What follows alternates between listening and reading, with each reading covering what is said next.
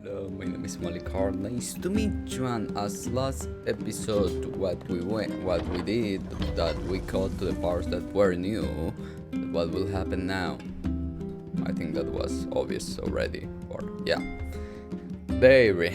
I'm like, god damn it, that big monster that took me a lot of time. Here we go again.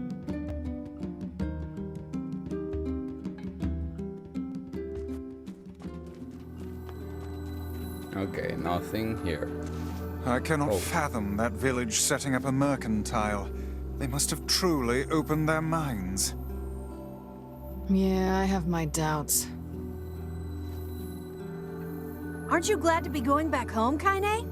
Home? That place is a shithole. Don't be so nervous, Kaine.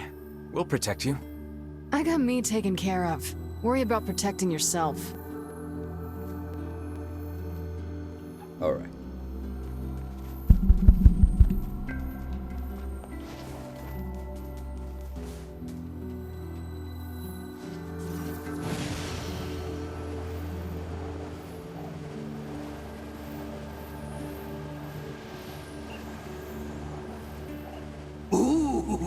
The village. It's home to so many terrible widow memories, isn't it, Kaine?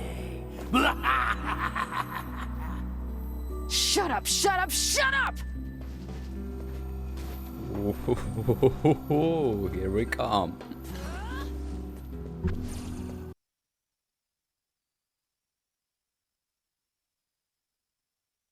We do not desire.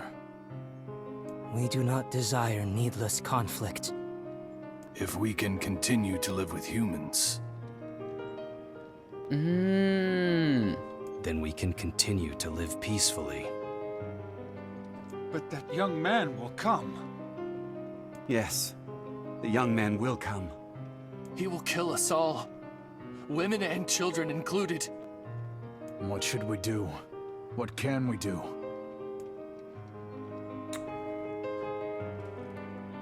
So this was the plan of Devola? Like the card was fake? Maybe? I got that feeling. I mean, if I'm the one that gonna come and kill them, there's no point for them to open a letter, send it to the village where I am. They do know they're shades, but they want to live peacefully. God damn it, Devola, you biatch, beach of the beach. Let's go to the beach. Let's. Wait, what happened? Ah, okay.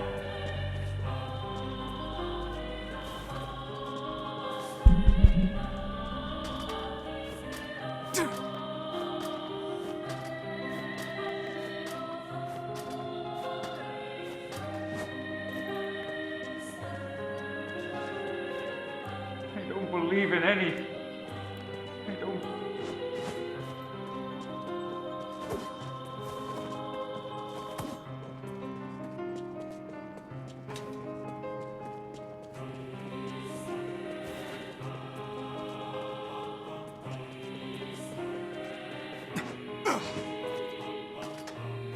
Okay, let's see if the mayor says something. Of course he would. Hello? We're here from Popola's village. It's all over. We came to ask about the letter you sent. Our days are numbered. Our village is doomed. As cheerful as ever, it seems. You're the one who wrote the letter, right? I don't know about any letter. It was Devola, bitch! What the hell is going on here? It may be faster for us to take our inquiries elsewhere. Let us ask around. Someone must know something. I mean, of course it makes sense. And they want my capsule body, so the Shadow Lord can use it. That's what I'm thinking at the moment. So Devola is preparing all of this. Wow. The perspective changed big time.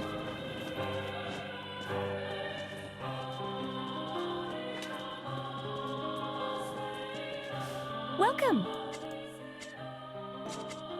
Come. Make sure.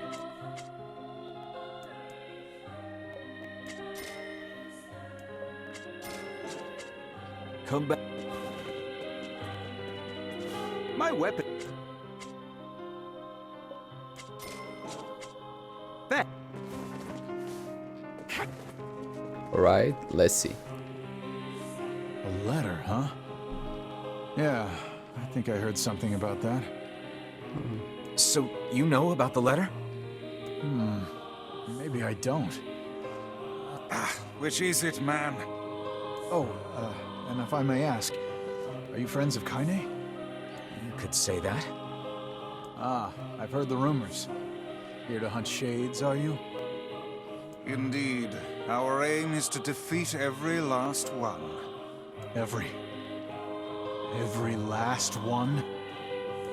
Everyone.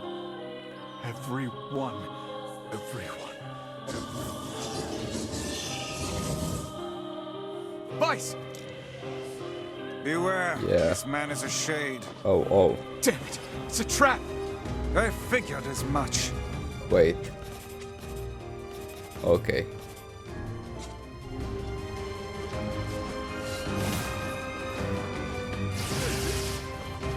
They've been possessed somehow. Keep your guard up. Others are surely lurking nearby. Oh.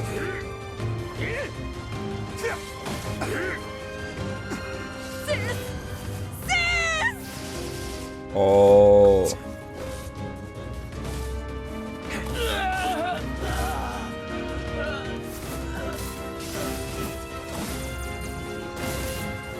Put down that weapon, please.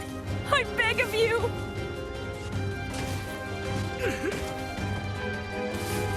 You guys sure are taking your goddamn time. 1,000 apologies. We were distracted by the local welcoming party. Want some help? A carnival of murder?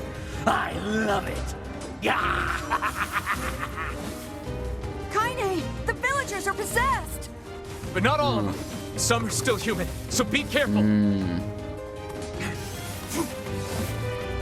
Okay, die already.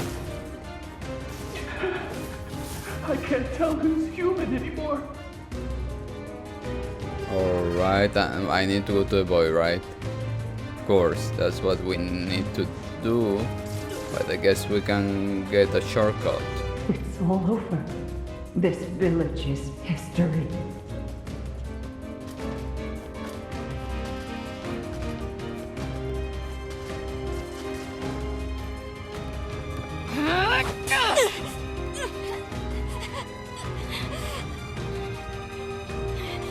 Get out of here! No way! I'm not going to abandon my own sister! Kaine, what's going on? Don't be fooled by this lady. She's a shade. No! No! And that also will explain why the shit didn't attack the boy. You people are the monsters here! Stay back, kid. Your sister is one of them now. I don't care what she is! She's my sister, and I love her.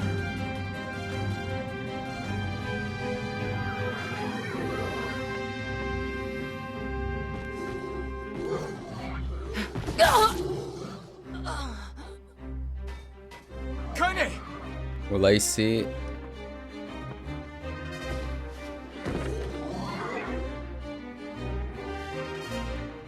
Huh.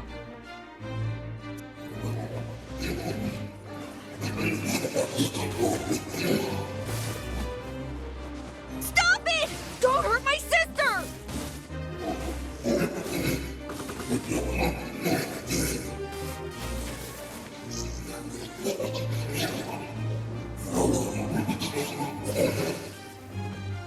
What madness. These people are behaving as if we are the villains.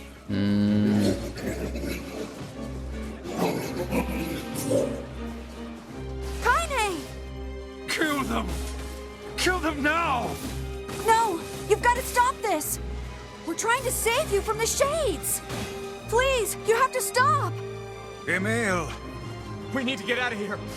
Kaine! Kaine, get up! Hurry! Alright, now I go to her, The right? little vixen has finally run out of steam. Is it my turn now? Are you sure about that, sunshine? Stop this at once! Leave us in peace!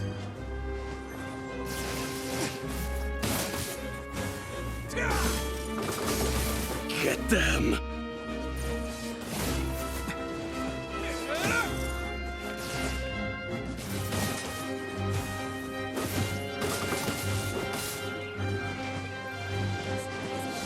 Where's Kaine? Why are you here? Everything was fine until you showed up.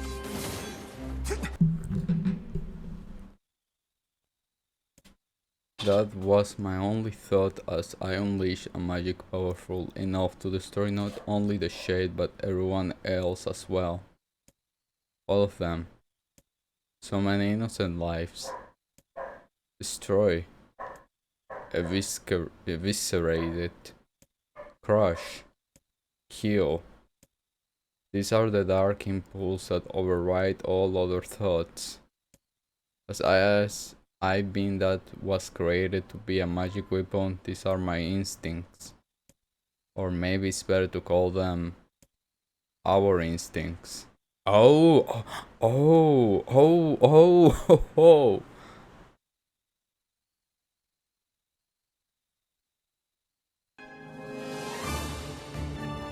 A klaxon sound from deep within the walls of the laboratory. Thick metal shutters drop down, sealing off the room with a series of blue metal thuds. Aboard experiment number 6 is out of control. Everyone get out of here now. Get out of here. The research words are abruptly cut off as a massive hand materializes out of the gloom and lifts him high into the air. The researcher begins to scream. He screams and screams, the sound echoing off the walls of the laboratory, until the hand squeezes down, coating the room in a deep crimson hue. The rest of his colleagues stand in silence, mouth open, unable to process what they have just seen. Then a female scientist takes a step back and lets fly with a heartbreaking wail. But this is a terrible mistake, for the sounds of her cry suddenly brings forth a monster in all of his terrible glory. His body is bloated corpse, his head a grinning skull, and it's massive, many times the size of a human. The head lolls from side to side as it drops about the room on all fours, bringing the mind the wild maneuvering of some wretched starving beast. This creature, this thing, is experimental weapon number 6, also known as Halwa. Oh. No, please stop. Oh God, save me, save me. I don't want to die. One by one, the maddened cries of the researcher are silenced. If number 6 understands their petition, it pays them no heed, instead continuing the rampage of destruction and slaughter with a focus that borders on obsession. After an eternity, the screaming stops. The alarm falls silent, and only then does the creature make a sound, holding out with an unfathomable roar that echoes up and down the empty halls of the blood-soaked laboratory. It's a sound that cursed those who had dared bring such evil into the world, and yet one that also seemed to be pleading for help.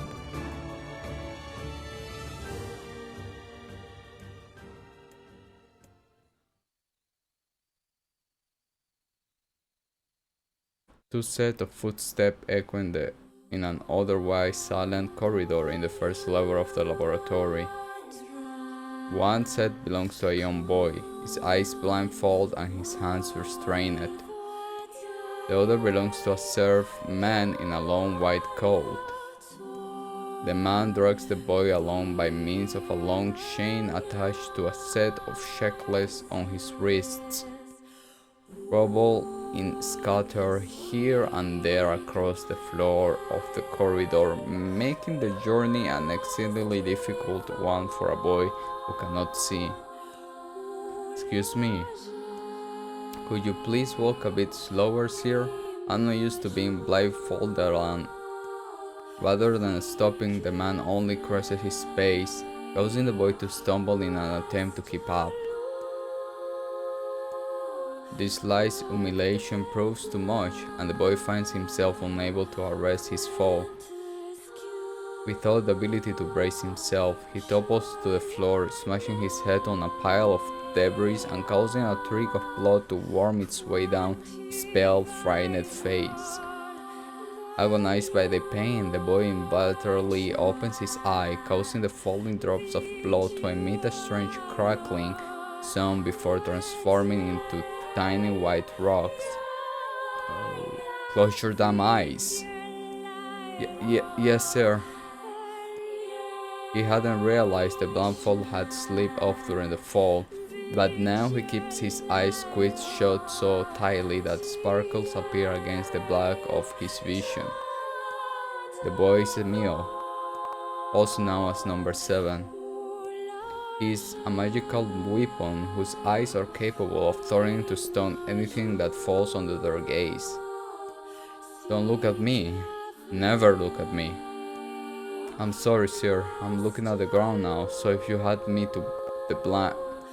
Instead of waiting for him to finish, the man extends one foot and presses Emil's face to the floor with a heavy black boot.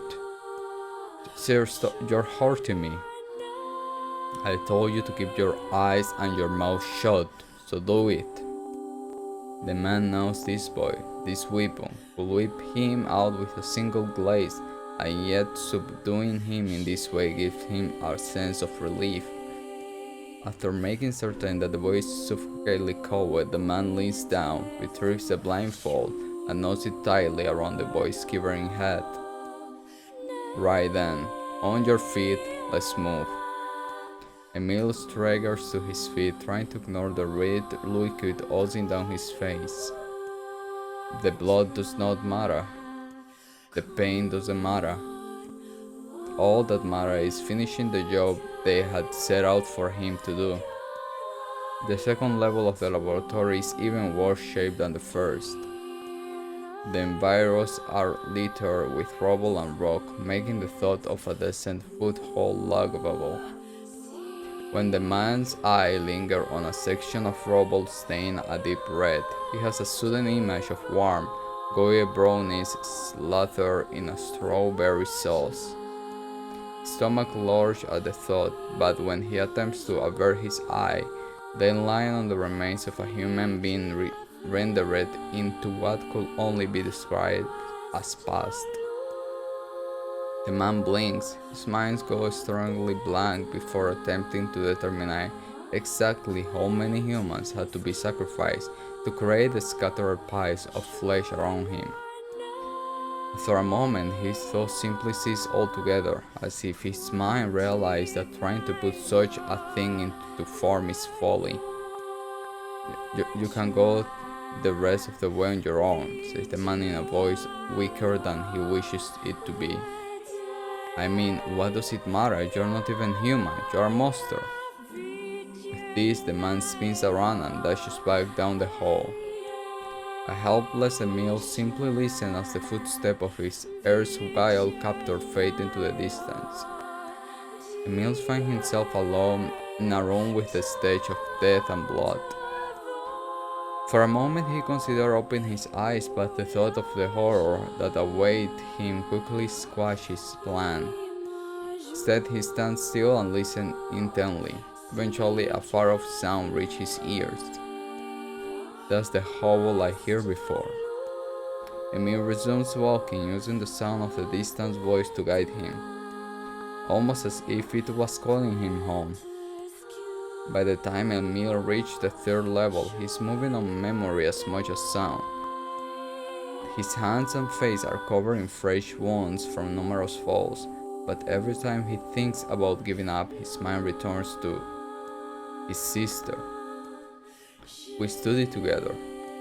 We ate cookies together. We cried together. We laughed together. And sometimes I was the only one who got yelled at. That's why I was never lonely. Our being together allowed me to stay strong. For Emil, his sister was all he had to live for. So holding that feeling close to his chest, he pressed on one slow step after the other. Finally, Emil finds himself thoroughly close to a certain experimental chamber in the deepest part of the laboratory. The hall is very close now, and as he touches the switch that controls the door, he thinks about his mission. Number 6 is the ultimate weapon. She is his sister, and he must turn her to stone. The door slowly opens, revealing the massive interior of the experimentation chamber. After a few steps, Emil removes his blindfold and slowly opens his eyes. His sister lurks before him, but she looks nothing like the girl he once knew. Instead, he sees a savage beast crawling on all fours through the shredded remains of researchers. As the thing that had been his sister stops and tilts its head in Emil's direction, he focuses his gaze onto it. A series of soft, crushing sounds emerge from the creature as his magic does its terrible work. First the fingers, then the hands, arms, legs, head. What little color the beast's unpossessed face to a dull ashen gray.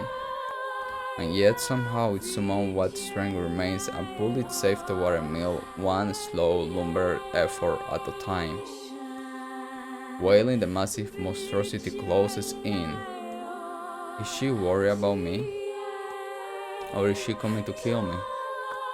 Emil feels prepared to accept either outcome. After all, this was his old sister, the person he loved more than anyone else in the world. Halua, The moment Emil speaks, number 6 comes to a sudden halt. Silence descends on the chamber as the siblings stare at each other. I'm sorry, Halua, but everyone says you're too powerful. They say it's too dangerous unless I seal you away. I'm so sorry. As Emil watched her body begin to turn to stone once more, number 6 simply waits in utter perfect silence. I'm sorry. I'm sorry. I'm sorry. I'm sorry.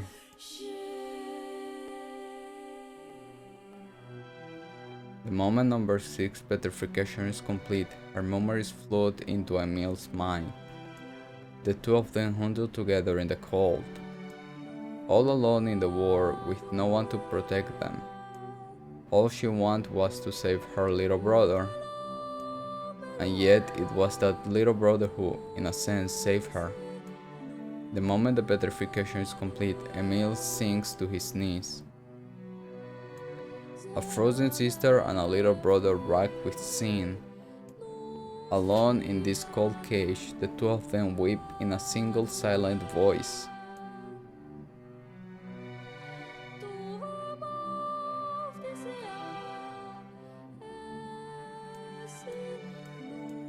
It was our combined power that destroyed the area. Whole existence, entire lives, even their memories. We took it all. We took it everything. My sweet gentle sister turned into a monster. And the same thing will happen to me, now that I have her power. If my instinct as a weapon win out and destroy me in the process. If that power ends up hurting someone I love,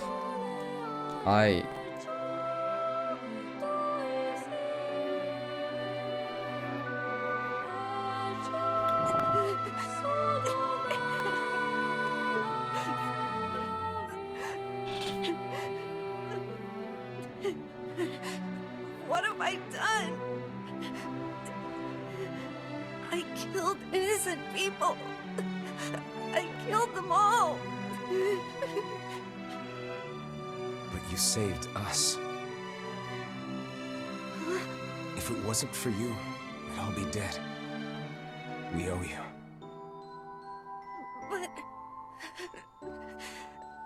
But I... It's all right.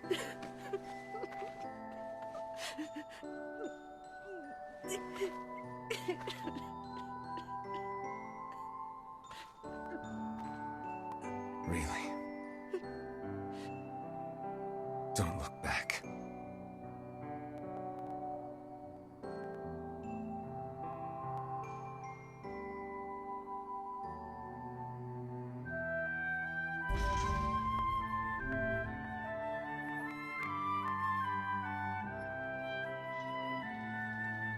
We had best be off.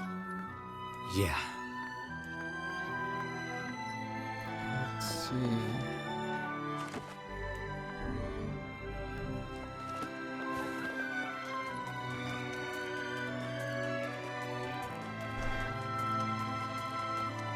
Just want to get to the village to confirm that I can move around with no problem, you know. All the lights, they're passing by, and all my thoughts, they multiply.